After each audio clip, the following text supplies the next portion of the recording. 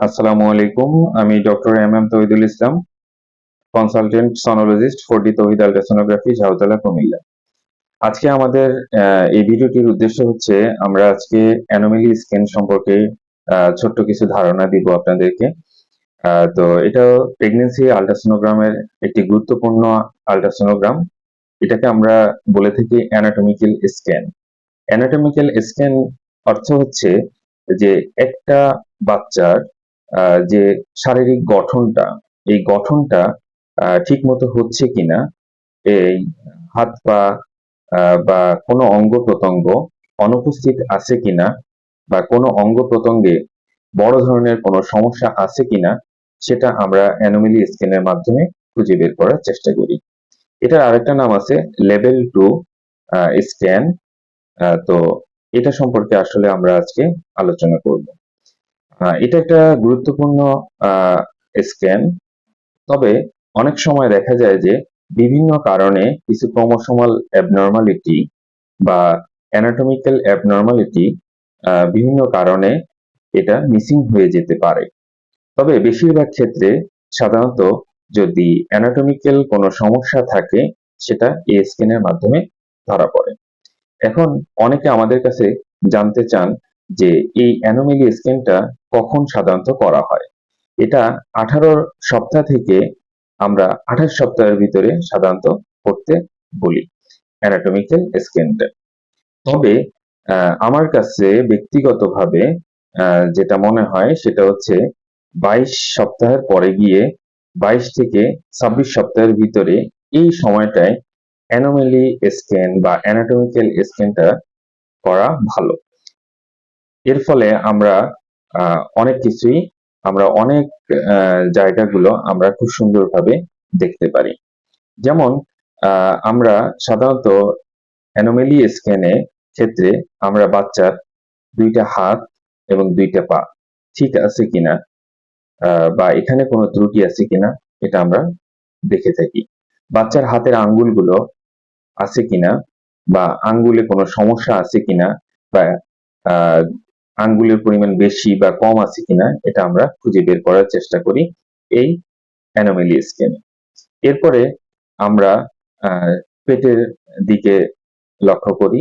এখানে পেটের খাদ্যনালীতে কোনো সমস্যা আছে কিনা, পাকস্থলী ডেভেলপ হয়েছে কিনা, মূত্রথলি তৈরি হয়েছে কিনা, 2টা কিডনি আছে কিনা, তারপরে হচ্ছে কোনো প্রকার হার্নিয়া আছে কিনা, তারপর হচ্ছে অ্যাবডোমিনাল ওয়াল ইনটেক আছে কিনা, এখানে কোনো ধরনের সমস্যা আছে কিনা, এটা আমরা খুঁজে বের করার চেষ্টা করি।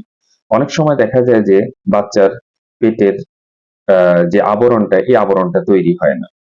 বাচ্চার নাড়িভুড়িগুলো পেটের বাইরে থাকে, অনেক সময় কিডনি অনুপস্থিত থাকে, অনেক সময় পাকস্থলী অনুপস্থিত থাকে, অনেক সময় মূত্রথলি অনুপস্থিত থাকে। ঠিক আছে, এটা আমরা খুঁজে বের করার চেষ্টা করি। 2টা ফুসফুস ঠিক মতো আছে কিনা, হৃৎপিণ্ডটার 4টা প্রকোষ্ঠ আসছে কিনা, বা হৃৎপিণ্ডে কোনো বড় ধরনের ছিদ্র আছে কিনা, এটা আমরা অ্যানোমেলি স্ক্যানের মাধ্যমে খুঁজে বের করার চেষ্টা করি। এরপরে আমরা মেরুদণ্ডের হাড়টার দিকে লক্ষ্য করি, এখানে কোনো ডিফেক্ট আছে কিনা, ঘাড়ের এখানে কোনো ধরনের সিস্ট জাতীয় কিছু আছে কিনা, এটা আমরা খুঁজে বের করার চেষ্টা করি। এরপরে আমরা চলে যাই মাথাতে। মাথার এখানে মাথার হাড়গুলো ঠিক মতো ডেভেলপ হয়েছে কিনা, বা মগজ যেটাকে আমরা বলে থাকি, বা মস্তিষ্ক, এখানে কোনো ধরনের সিস্ট কিংবা টিউমার আছে কিনা, এটা আমরা খুঁজে বের করার চেষ্টা করি। এখানে যে প্রকোষ্ঠগুলো আছে, এই প্রকোষ্ঠগুলোতে কোনো প্রকার কোনো যে সিএসএফ মানে তরল পদার্থটা থাকে, এই তরল পদার্থটা ঠিক মতো ড্রেনেজ হচ্ছে কিনা, এটা আমরা খুঁজে বের করার চেষ্টা করি। অনেক সময় দেখা যায় যে বাচ্চার মাথা ডেভেলপ হয় নাই, বা বাচ্চার মাথার যে হাড়গুলো আছে, এই হাড়গুলো ডেভেলপ হয়নি। তারপরে ঠোঁট কাটা থাকতে পারে। আবার অনেক সময় দেখা যায় যে তালু কাটা থাকতে পারে। এগুলো আমরা খুঁজে বের করার চেষ্টা করি এই অ্যানোমেলি স্ক্যানের মাধ্যমে। চোখের যে প্রকোষ্ঠ আছে, এই প্রকোষ্ঠটা ঠিক মতো ডেভেলপ হয়েছে কিনা, বা প্রকোষ্ঠটা আছে কিনা, নাকের হাড়টা আছে কিনা, কানগুলো আছে কিনা, এগুলো আমরা অ্যানোমেলি স্ক্যান বা অ্যানাটমিক্যাল স্ক্যানে খুঁজে বের করার চেষ্টা করি। এরপরে আমরা দেখি যে প্লাসেন্টা কোথায় ডেভেলপ করছে, প্লাসেন্টা কি অবস্থায় আছে, প্লাসেন্টা অনেক বড় হয়ে গেল কিনা বা ছোট হয়ে গেল কিনা, এটা আমরা খুঁজে বের করার চেষ্টা করি। এরপরে প্লাসেন্টার সাথে বাচ্চার যে নাড়ির মাধ্যমে যে যোগাযোগ রক্ষা করে, এইখানে 3টা ভেসেল থাকে, এই 3টা ভেসেল আছে কিনা এটা আমরা খুঁজে বের করার চেষ্টা করি। এরপরে আমরা দেখি জরায়ুতে কোনো প্রকার টিউমার আছে কিনা, ওটা আমরা খুঁজে বের করার চেষ্টা করি। তবে এটা সবসময় নাও দেখা যেতে পারে।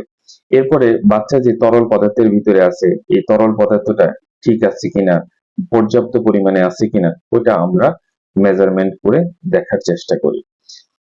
ওভারঅল আমরা একটা অ্যানোমালি স্ক্যানে আমরা দেখে থাকি যে বাচ্চাটার কোনো জন্মগত ত্রুটি আছে কিনা বা জন্মগত ত্রুটি হওয়ার সম্ভাবনা আছে কিনা, এটা আমরা অ্যানোমালি স্ক্যানের মাধ্যমে দেখে থাকি।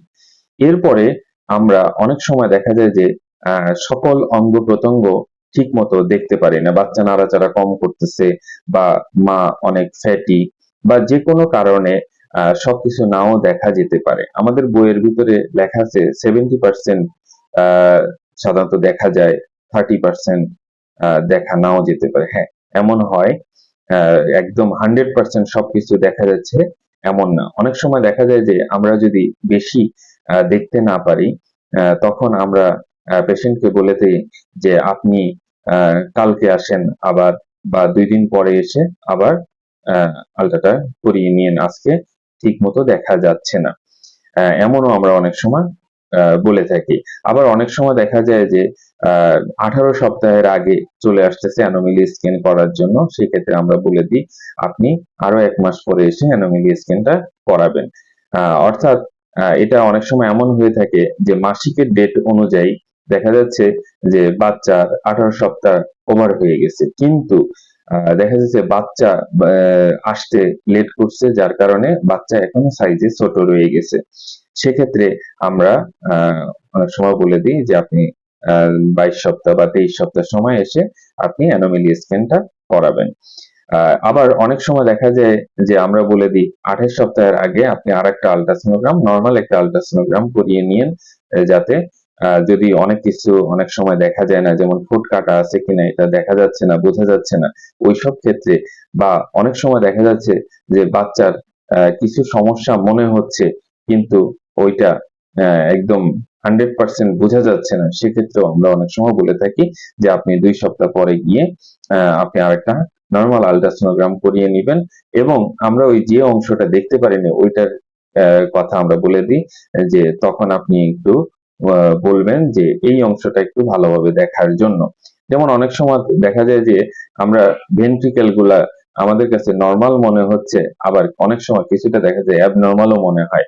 তো তখন কারণ সবার শরীরের গঠন একরকম নাও থাকতে পারে, এই জন্য মনে হচ্ছে যে ভেন্ট্রিকল গুলো একটু ডাইলেট আছে, সেক্ষেত্রে আমরা অনেক সময় বলে দিই যে আপনি ফলো আপে 28 সপ্তাহের আগে আর একবার একটা আল্ট্রাসোনোগ্রাম করবেন, যে এই ভেন্ট্রিকলের গুলো কি আসলে ডাইলেটেড হয়ে যাচ্ছে কিনা।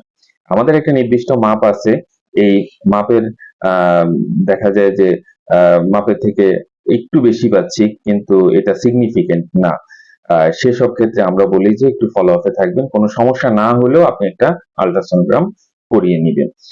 যেমন আমার নিজস্ব একটা ব্যক্তিগত মতামত, সেটা হচ্ছে যে অনেক সময় দেখা যায় যে একটা প্রবলেম তৈরি হয়েছে, কিন্তু ওই প্রবলেমটা আবার দেখা যায় 2 সপ্তাহ পরে যে আবার ভালো হয়ে যায়।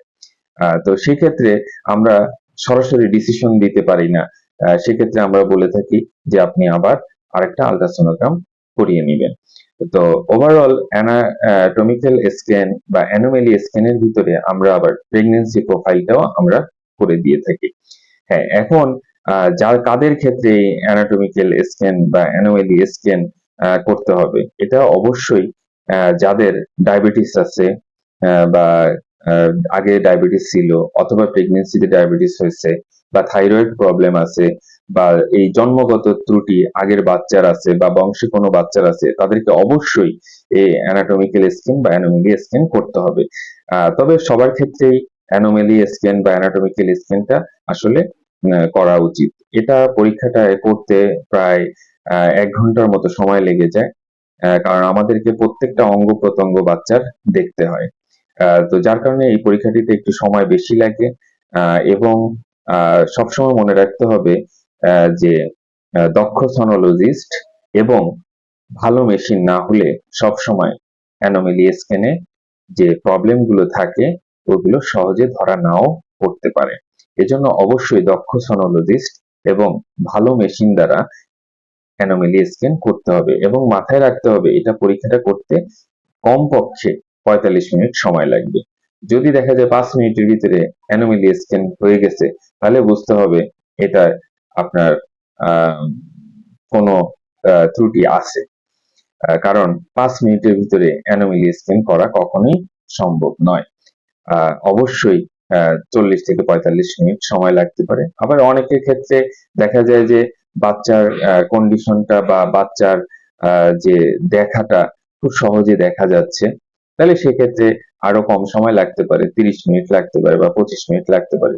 কিন্তু কখনোই ৫ মিনিট লাগবে না বা ১০ মিনিটে অ্যানোমেলি স্ক্যান করা সম্ভব না। এজন্য যারা আমাদের তৌহিদ আল্ট্রাসোনোগ্রাফিতে অ্যানোমেলি স্ক্যান করতে আসেন তাদেরকে আমরা বলে দিই আপনি হাতে ১ ঘন্টা কম করে হলেও ১ ঘন্টা সময় নিয়ে আসতে হবে, কারণ এই পরীক্ষাটিতে একটু সময় বেশি লাগে। ধন্যবাদ সবাইকে কষ্ট করে আমাদের ভিডিওটি দেখার জন্য। আসসালামু আলাইকুম।